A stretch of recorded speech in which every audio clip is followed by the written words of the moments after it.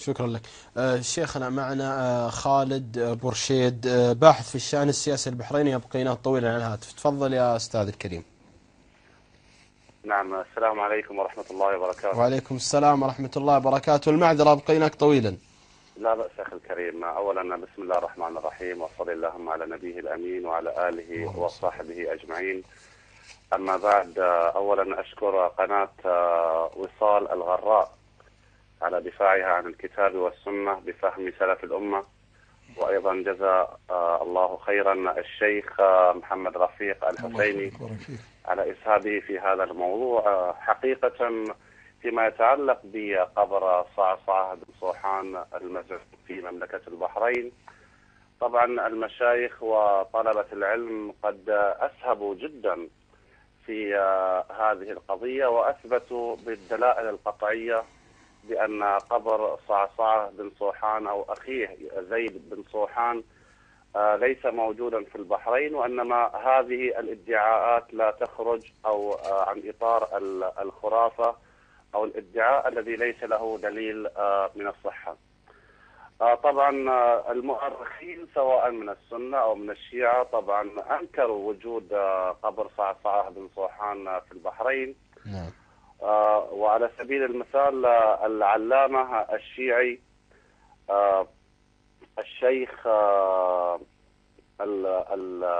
العراقي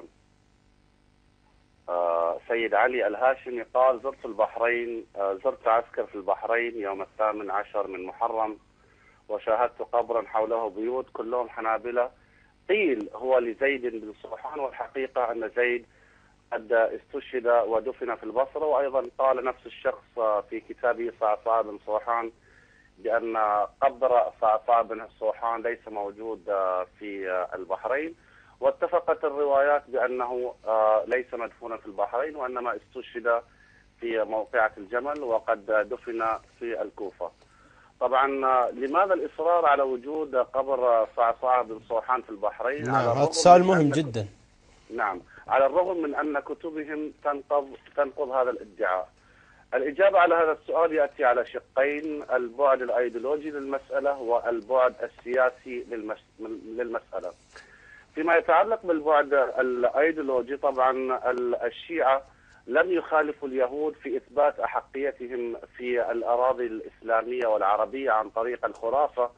اليهود طبعا أثبتوا أحقيتهم في فلسطين عن طريق خرافة، ألا وهو هيكل سليمان المزعوم الذي لم ولن يجدوه. والشيعة أيضا يحاولون إثبات أحقيتهم بالبحرين عن طريق نفس المنهجية. أما بالنسبة إلى البعد السياسي أخي الكريم، طبعا البحرين استضافت مؤتمر الحضارات، وطبعا هذا مكسب للبحرين في الخارج، وهم يحاولون تجريد البحرين من مكاسبها الخارجية عن طريق تشويه سمعة البحرين بأنها تنتهج الازدراء الطائفي أو الاحتقار الطائفي لأي دين موجود على مملكة البحرين. وطبعا هذا الموضوع عار من الصحة جملة وتفصيلا، فأرادوا أن يفسدوا هذا الأمر.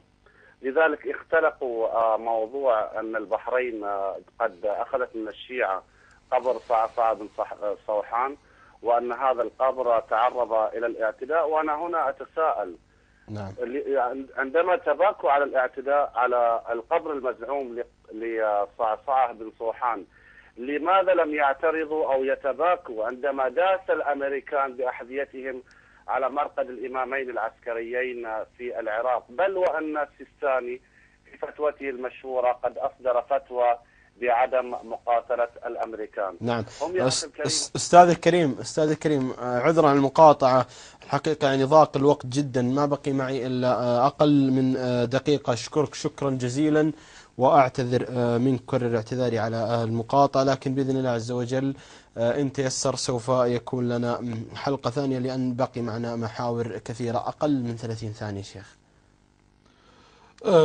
أقول أن صعصع بن صوحان العبري تابعي جليل، وأنه توفي بالكوفة، ومن يدعي خلاف ذلك فعليه بالدليل والمستند. نعم. لا غير. شكرا جزيلا لك الشيخ محمد الحسيني، الباحث الشرعي والداعي الإسلامي المعروف. الشكر موصول لكم أنتم أيها السادة المشاهدون على طيب متابعتكم.